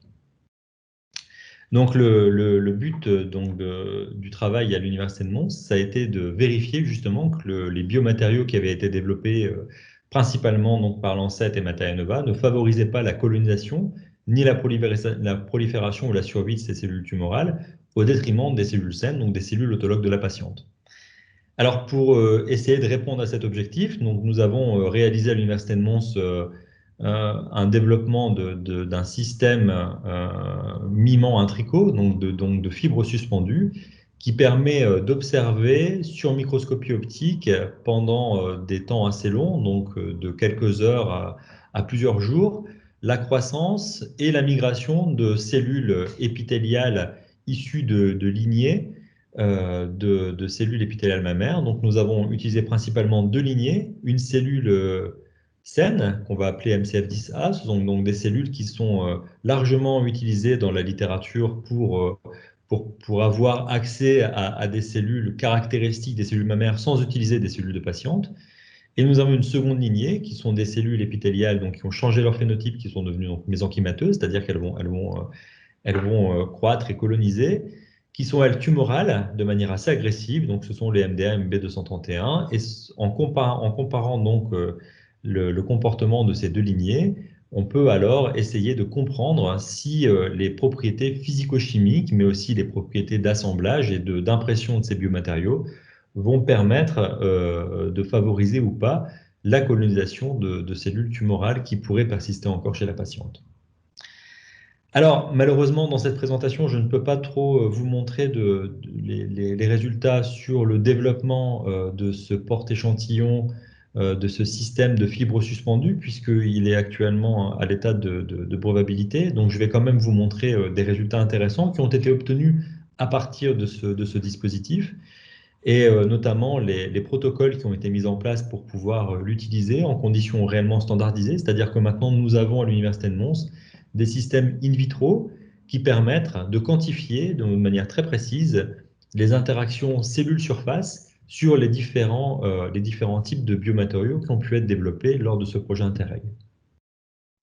Alors, après avoir donc passé plusieurs mois à designer ces substrats de fibres suspendues, donc ces porte-échantillons, nous avons réalisé donc des essais pour pouvoir rendre stériles donc, ces systèmes par agitation isopropanol, mais aussi des étapes de stérilisation sous insolation ultraviolet dans des rayonnements germicides, qui nous ont permis aussi ensuite de développer des protocoles de fonctionnalisation des fibres, hein, c'est-à-dire qu'en utilisant des insolations par plasma, nous avons montré qu'il était possible aussi de recouvrir ces fibres de collagène pour réellement mimer donc à la fois les fibres sur lesquelles les cellules vont in vivo croître, se différencier et proliférer, mais aussi les interactions que ces cellules épithéliales vont avoir avec la matrice extracellulaire, qui est principalement composée de collagène dans les tissus mammaires. Donc nous avons donc un système in vitro qui permet de mimer la structure de ces fibres, mais aussi la composition biochimique de ces fibres, afin d'avoir un micro-environnement in vitro qui soit le plus représentatif possible de la complexité physiologique et pathologique qui peut être rencontrée lors de nos essais. Donc la troisième étape concerne donc la préparation des cellules pour les échantillons. Donc on a des systèmes qui permettent justement aussi d'éviter l'adhésion cellulaire sur les endroits où les fibres ne sont pas représentées. Donc pour ça, on utilise un tensioactif qui s'appelle le Pluronic. Et donc on a développé des systèmes de protocoles qui nous permettent de concentrer donc les cellules sur les endroits d'intérêt, qui sont donc ces systèmes de fibres suspendues qui permettent de mimer la matrice extracellulaire, mais aussi de mimer la dégradation des implants 3D lors des étapes de biorésorption in vivo. Alors, ces cellules vont donc être ensemencées à différentes densités sur nos porte-échantillons, donc sur ces fibres de PLA-PCL.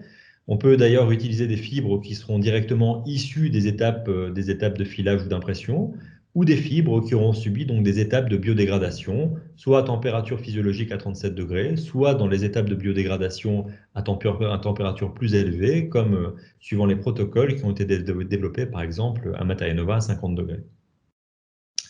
Alors, on en arrive donc à l'étape de l'analyse sous microscope, c'est-à-dire qu'on dispose donc, après ces 5 étapes, d'un porte-échantillon où on a ces fibres de PLA-PCL qui sont parfaitement organisées de manière géométrique, sur lesquelles on va avoir donc la croissance de cellules saines épithéliales ou de cellules mésenchymateuses tumorales agressives. Alors, on a réussi justement à développer des systèmes in vitro qui permettent de contrôler donc la croissance et la prolifération de ces cellules épithéliales dans des microscopes qui ont des systèmes de conditions pour mimer les conditions physiologiques, c'est-à-dire qu'on peut donc maintenir la température à 37 degrés, le taux de CO2 pour éviter justement l'acidification du milieu de culture, exactement comme on va l'avoir dans les incubateurs utilisés pour la culture classique de cellules dans les laboratoires de biologie, et on contrôle aussi le taux d'humidité. Donc, lorsqu'on va prendre l'ensemble des conditions physico-chimiques et des conditions environnementales, on a donc un système qui permet de mimer donc les diamètres de fibres, les courbures, la dégradation de ces fibres, mais aussi le coating biochimique avec la couverture de collagène, et l'ensemble des conditions, c'est-à-dire qu'on va se retrouver dans des systèmes de conditions d'expérience in vitro qui seront vraiment très très réalistes et qui vont nous permettre de comparer sur des systèmes modèles épithéliales le comportement de ces fibres à la colonisation de cellules épithéliales saines ou d'épithéliales tumorales. Alors, les paramètres d'acquisition sont assez longs. On a commencé par des expériences in vitro d'observation par microscopie de plusieurs dizaines d'heures, avec une alternance de séquences toutes les 9 minutes pour observer le comportement de ces cellules au cours du temps. Et l'intérêt justement des dispositifs que nous avons réalisés, c'est qu'il est possible, grâce au microscope automatisé que nous avons donc à l'Université de Mons, de réaliser des multipositions, c'est-à-dire que sur un même échantillon, on va pouvoir déterminer plusieurs zones d'intérêt et donc au cours du temps, réaliser une grande statistique d'observation de la colonisation de ces tissus en observant jusqu'à 10-15 positions d'intérêt sur le substrat. Donc, on a la possibilité d'utiliser ces microscopes pour visualiser plusieurs paramètres d'intérêt dans la cellule, par exemple l'organisation du cytosquelette, donc ces fibres qui vont permettre justement aux cellules de s'organiser en 3 dimensions, mais aussi de proliférer, de s'étaler sur les fibres de PLA-PCL. Et on va pouvoir donc utiliser plusieurs positions avec plusieurs couleurs pour regarder les composants d'intérêt ou certains organelles d'intérêt à l'intérieur des cellules. Alors, regardons donc un petit peu les résultats issus de ces expériences. Donc, vous voyez ici sur la partie gauche une comparaison d'un système sur fibre où on voit en contraste interférentiel les cellules qui colonisent certaines fibres de PLA-PCL. Et en DAPI, donc lorsque l'on va changer les filtres utilisés par ces microscopes, on peut alors avoir une observation de la colonisation de ces cellules grâce à l'observation de l'ADN contenu dans les noyaux au cours du temps. Donc on va faire une image toutes les 7 minutes, et grâce à la superposition de cette image dans le temps sur des essais qui peuvent réaliser 15, 24, 48 ou 72 heures, on va donc obtenir des vidéos qui nous permettent, comme vous le voyez ici sur cette représentation, qui permettent d'observer la colonisation et la migration des cellules épithéliales sur des temps extrêmement longs. Donc c'est assez intéressant puisque ces systèmes nous permettent d'avoir accès par fort grossissement à des étapes de division cellulaire, à une meilleure compréhension de l'étalement cellulaire, mais aussi des interactions fines qu'il faut modifier sur le biomatériau pour promouvoir justement la prolifération de cellules saines et essayer justement d'inhiber la prolifération des cellules tumorales qui pourraient rester chez la patiente. Et donc, nous avons réalisé plusieurs tests de quantification de migration, notamment en observant les trajectoires de ces cellules au cours du temps. Donc, vous avez ici une représentation des étapes de tracking. Donc, vous avez ici des chemins qui sont observés pour différentes cellules qui sont disséminées sur ces fibres. Donc là, je vous ai montré à peu près une dizaine de trajectoires au cours du temps, mais sur nos expériences, nous pouvons analyser jusqu'à une centaine de trajectoires par position, sachant qu'il est possible de réaliser 12 à 15 positions par expérience, ce qui vous amène donc à un très grand nombre de trajectoires. On peut analyser plusieurs centaines de trajectoires et une très très grande statistique sur la colonisation de ces fibres PLA-PCL par cellules saines ou cellules tumorales. Alors, donc l'intérêt de ce type, donc je vais vous montrer ici quelques résultats. L'intérêt de ce type d'expérience, c'est de pouvoir regarder au cours du temps les vitesses de dissémination de ces cellules. Donc ici, vous avez par exemple une cinétique de migration cellulaire pour des cellules mésenchymales tumorales. Donc vous voyez ici au temps court, donc on est ici au temps d'assimilation de ces cellules à 24 heures. Donc on a des vitesses qui sont assez rapides de ces cellules tumorales qui vont pouvoir donc coloniser les fibres PLA-PCL à raison d'une vitesse d'environ 0,4 microns par minute, sachant que donc on va réaliser des expériences sur plusieurs heures, hein, plusieurs dizaines d'heures. Et vous voyez que plus le temps ici va être important, donc plus les séquences d'observation vont être longues, plus on va avoir une diminution de la vitesse de migration jusqu'à avoir un plateau. Donc, on a diminué ici d'un facteur 2 au bout de 7 jours la vitesse de migration de ces cellules mésenchymales tumorales. Et donc, l'idée maintenant, c'est de favoriser justement la vitesse de migration des cellules épithéliales saines et d'inhiber justement cette vitesse de migration des cellules épithéliales tumorales, mais aussi leur prolifération, en jouant sur le coating physico-chimique de ces fibres de PLA-PCL sur leur structuration ou sur leur diamètre, par exemple.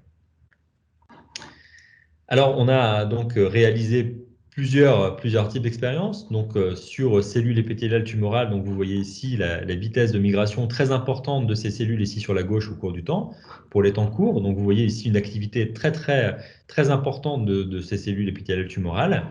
Et donc, l'idée, c'est d'arriver justement à contenir cette activité très importante pour favoriser ici la croissance plus lente de cellules épithéliales saines au début, afin d'avoir, lors des faibles taux de dégradabilité des filaments PLA-PCL, une meilleure colonisation des cellules saines vis-à-vis des petites cellules tumorales qui pourraient rester après les étapes de chimiothérapie et de radiothérapie.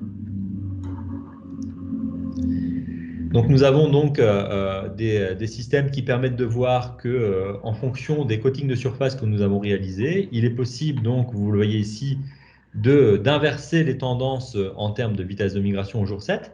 C'est-à-dire qu'ici, les points rouges représentent la vitesse de migration des cellules saines, les MCF, comparativement aux cellules agressives tumorales. Donc on voit que les cellules tumorales ont une vitesse beaucoup plus importante que les cellules saines au temps court, et qu'après 7 jours, on arrive ici à contenir la vitesse de migration des cellules tumorales qui devient à peu près équivalente de manière statistique aux cellules épithéliales saines. Donc la suite ici, c'est maintenant de caractériser sur des échantillons massifs plus représentatifs des coques en impression 3D ces vitesses de migration et de voir comment vont évoluer ces vitesses de migration au cours de la dégradabilité de ces échantillons de PLA-PCL, donc pour des temps beaucoup plus longs, après quelques semaines et aussi après plusieurs mois. Et actuellement, nous avons des tests de dégradabilité de ces fibres PLA-PCL en cours dans les incubateurs et nous allons réaliser des expériences de dissémination et de migration tumorale. Alors, je voudrais remercier donc toute l'équipe qui a été amenée à aider, principalement Tiffany et Marine, qui sont les 2 postdocs à charge de ce projet, et notamment nos partenaires, hein, principalement Matériaux-Nova, Lancet et Matisse, et le CHU et Ciris, avec lesquels nous interagissons sur ces travaux. Et merci à vous. Alors, merci Sylvain pour cette présentation très complète. Je ne sais pas s'il y a des questions dans le chat. Je vois l'heure qui défile. Je vais peut-être en poser une petite, et puis après, je propose qu'on enchaîne.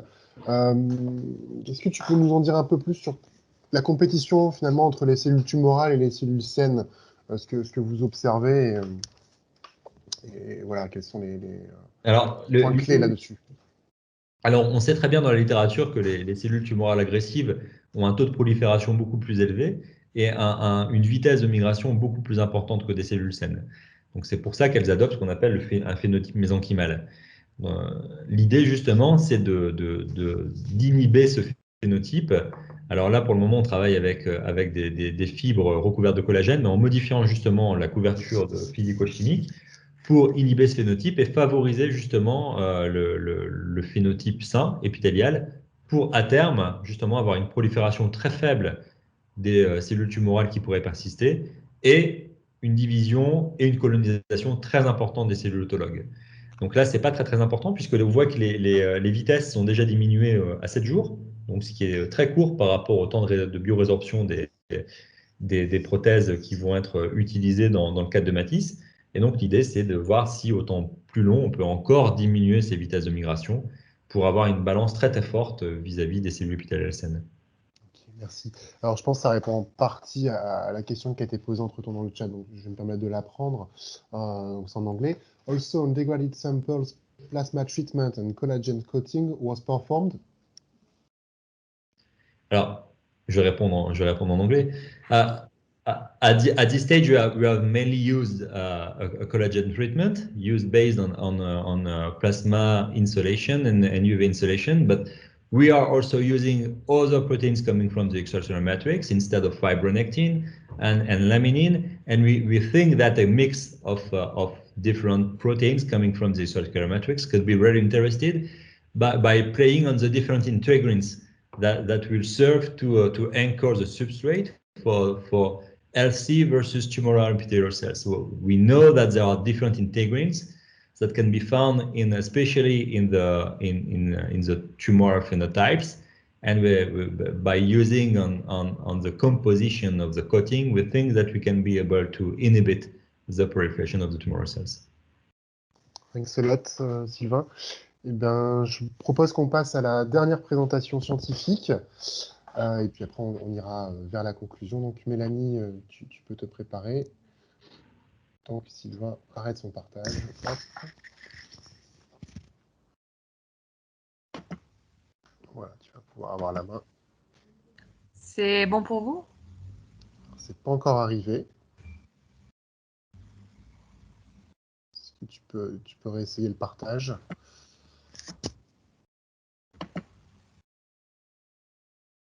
Ça y est.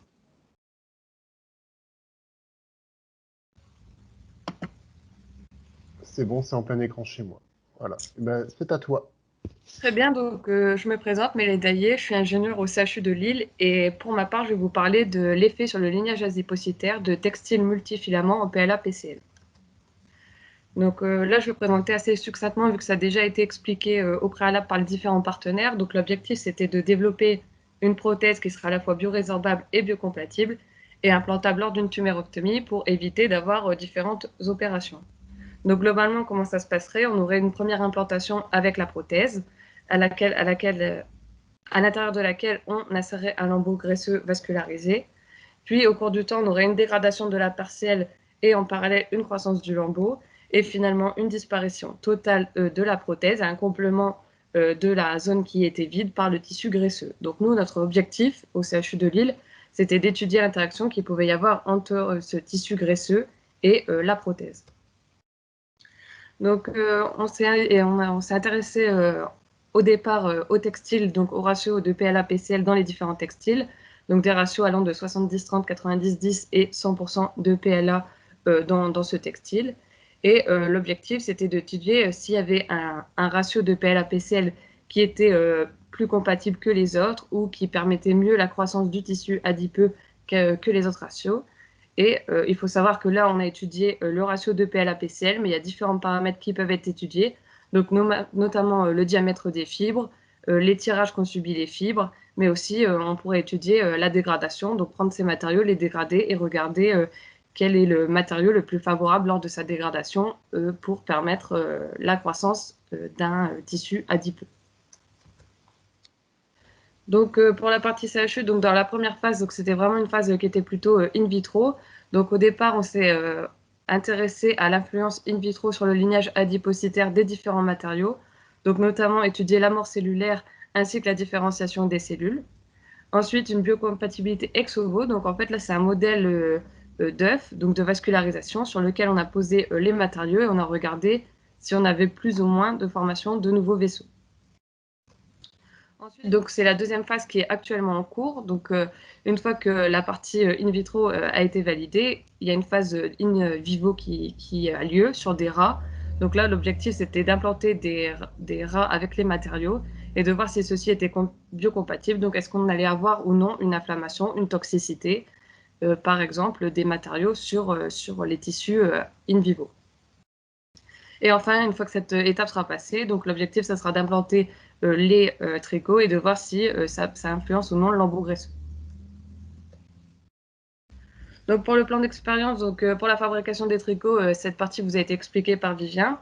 Donc ensuite, on a fait différents tests, donc des contacts indirects pour voir l'influence chimique des matériaux sur les cellules, donc des tests de toxicité, puis des tests de différenciation. Et ensuite, un contact direct, donc les cellules ont été ensemencées directement sur les matériaux, et on a regardé si les cellules survivaient et aussi si elles pouvaient se différencier directement sur les matériaux. Donc là, c'était plus pour étudier la partie physico-chimique. Donc pour la partie viabilité indirecte, donc là on a suivi une norme, donc la 10-993-5, qui permet d'étudier si un matériau est toxique ou non. Donc pour cela, un tricot est placé dans du milieu, donc à 0,1 g de tricot par ml de milieu.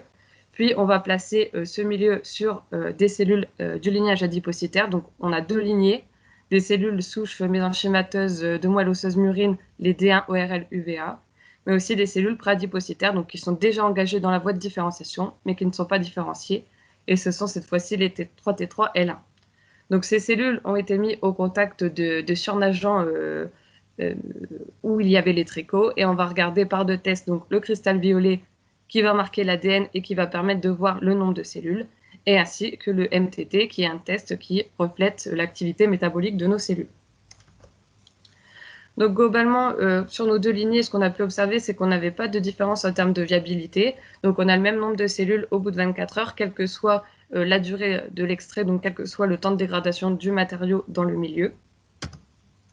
Et ensuite, pour l'activité métabolique, on n'a pas du tout de modification pour les D1, donc les cellules souches mésenchémateuses. Par contre, on peut observer une diminution, mais qui est modérée de l'activité métabolique et qui reste toutefois compatible avec une future implantation. Ensuite, dans un deuxième temps, donc on a réétudié encore ces 2 lignées cellulaires qu'on a ensemencées directement sur les tricots, et on a regardé au bout de 72 heures la survie des cellules qui ont été cultivées sur les matériaux. Donc ici, c'est une illustration de ces cellules sur les différentes fibres, donc sur les différents multifilaments, sur le PLA 70-30, 90-10 et 100. En bleu, nous avons les cellules marquées au EUX, donc ça va marquer l'ADN des cellules. Donc chaque point bleu représente une cellule. Et en rouge, les cellules mortes marquées alliodure de propydium. Donc lorsqu'on va avoir une perte de l'intégrité membranaire, ce marqueur va pouvoir entrer dans la cellule et ça va permettre de marquer les cellules qui sont en train de mourir. Donc à droite, ce que vous pouvez observer, c'est que quel que soit le ratio de PLA-PCL, on a une viabilité qui reste supérieure à 70% et on n'a pas nos cellules survivent sur les matériaux, donc on n'a pas de cytotoxicité, en tout cas sur ces lignées, dans nos conditions. Ensuite, on a voulu étudier la différenciation adipocytaire, puisque pour que le lambeau graisseux puisse croître, il va falloir avoir une différenciation des cellules souches pour augmenter le volume des adipocytes. Donc pour cela, les matériaux ont été placés dans un support qui s'appelle un transwell, donc c'est juste pour maintenir le tricot dans le milieu. Et dans le fond du puits, on a nos cellules qui sont ensemencées. Donc ça permet d'avoir, si le matériau devait relarguer des produits, donc notamment par exemple du lactate, ça serait libéré dans le milieu, ça serait au contact des cellules, et ça peut avoir une influence sur les cellules. Donc au bout de 15 jours, on a regardé la différenciation de ces cellules. Donc ce qu'on peut voir, c'est qu'on a une bonne différenciation qui est toujours à peu près au même niveau que notre contrôle. Et il semble quand même que le PLA 70-30, PCL 70-30, soit légèrement moins favorable à la différenciation adipocytaire que les matériaux 90-10 et 100. Ensuite, comme fait précédemment, donc, on a ensemencé à nouveau les cellules sur les matériaux, puis on les a différenciées. Et de la même façon, on peut voir que, quelles que soient les conditions, on a une différenciation adipocytaire accrue par rapport à notre contrôle. Et de la même façon, le PLA 70-30 semble toutefois un peu moins favorable à la différenciation adipocytaire que les 2 matériaux 90-10 et 100. Mais ce qu'il faut retenir, en tout cas, c'est que tous ces matériaux pourraient être utilisés dans une prothèse mammaire, puisqu'on arrive à avoir une différenciation adipocytaire dans toutes les conditions. Donc ensuite, pour avoir la croissance d'un lambeau graisseux, comme vous avez pu le voir précédemment, donc il est vascularisé, donc c'est important d'étudier aussi cette composante de vascularisation. Donc on a voulu voir si ces textiles multifilaments permettaient d'avoir une néovascularisation, donc néovascularisation, c'est-à-dire la formation de nouveaux vaisseaux. Donc le protocole, ça se passe comme ça. Donc on récupère des œufs fécondés. Au bout de 3 jours, on va les ouvrir et les cultiver dans une boîte de pétri. On va les laisser incuber 7 jours pour avoir le développement d'un embryon et un développement de la vascularisation. Puis, on va déposer nos matériaux sur le système vasculaire et 3 jours après, on va regarder si on va avoir plus ou moins de vaisseaux en fonction des différentes conditions. Donc là, c'est ce qu'on a pu obtenir. Donc ici, on a l'embryon et le système vasculaire. Et à chaque fois, on a posé les matériaux sur des systèmes vasculaires qui étaient, des structures vasculaires qui étaient comparables. Et on a regardé au bout de 3 jours si on avait le développement de petits vaisseaux en fonction des différentes conditions, si on avait quelque chose qui était plus ou moins avancé. Et donc, sans entrer trop dans les détails, globalement, quelles que soient les conditions, on n'a pas vraiment de modification de la néovascularisation, quel que soit le ratio de PLA-PCL. Donc, la néovascularisation est possible, mais en tout cas, dans ce modèle expérimental ici présent, on ne voit pas de différence entre les différents ratios de PLA-PCL. Donc, pour conclure sur cette partie, donc, pour la comparaison in vitro des trichots avec les différents ratios sur 2 lignées du lignage adipocytaire, bah, globalement, pour la biocompatibilité, on passe la norme. Donc, ça veut dire qu'on a une viabilité qui est supérieure à 70%, quelles que soient les conditions. Donc, on n'a pas de difficulté en termes de biocompatibilité in vitro, en tout cas. Et on a une différenciation adipocytaire qui est permise, bien qu'elle soit légèrement moindre pour du PLA-PCL 70-30. Notre néovascularisation est aussi permise. Donc ça, c'est quand même des résultats encourageants pour tout ce qui est in vitro. Donc, puisque tous les feux sont verts, maintenant, la partie in vivo est en cours de réalisation afin d'étudier la biocompatibilité et l'inflammation que pourrait engendrer nos trichots sur des tissus in vivo. Donc là, tout ce que j'ai présenté, c'était pour comparer les trichots PLA-PCL 70-30, 90-10 et 100, mais on peut imaginer effectivement faire varier d'autres paramètres ou étudier aussi d'autres types de matériaux, notamment des matériaux imprimés 3D. Donc, merci de votre attention. Merci Mélanie pour la présentation de ces beaux résultats. Alors, on a une question dans le chat de Sophie Catoire, donc merci pour votre question. Au-delà de la cytotoxicité, avez-vous étudié les marqueurs de l'inflammation? Alors, in vitro, ce n'est pas prévu pour l'instant, mais effectivement, c'est des choses qu'on va étudier in vivo, donc notamment avec des marqueurs de macrophages pour voir si on a une inflammation. On va aussi étudier la fibrose, voir si le matériau induit ou non une fibrose, mais c'est des marqueurs qu'on étudiera effectivement plutôt in vivo. Très bien. Je te remercie de cette précision. Je t'invite à arrêter ton partage. On va repasser sur François, peut-être pour dire quelques mots sur la conclusion. Et puis, entre-temps, le temps qu'on discute de tout ça, si vous avez d'autres questions plus générales, n'hésitez pas à les poser dans le chat. On va essayer de faire une petite table ronde, même si le temps file et je voudrais vous libérer pour la pause méridionale. Alors, François, est-ce que c'est bon de ton côté? Tu peux rallumer ton micro, par contre. Voilà. Oui, alors c'est en train de charger. Je ne sais pas si c'est disponible sur vos écrans. On voit la slide, pas encore en plein écran, mais on voit la slide. Voilà. Peut-être maintenant, ça doit être bon. C'est bon. Voilà, bon, je ne me ferai pas avoir une deuxième fois. En tout cas, merci à toutes et tous pour vos présentations et vos questions dans le chat, toujours très intéressantes. Je voudrais simplement conclure en disant finalement, on a passé en revue tous ces blocs que j'avais décrits un peu plus tôt dans la présentation. Donc, je ne reviens pas là-dessus. Vous aurez donc les différents supports, bien sûr.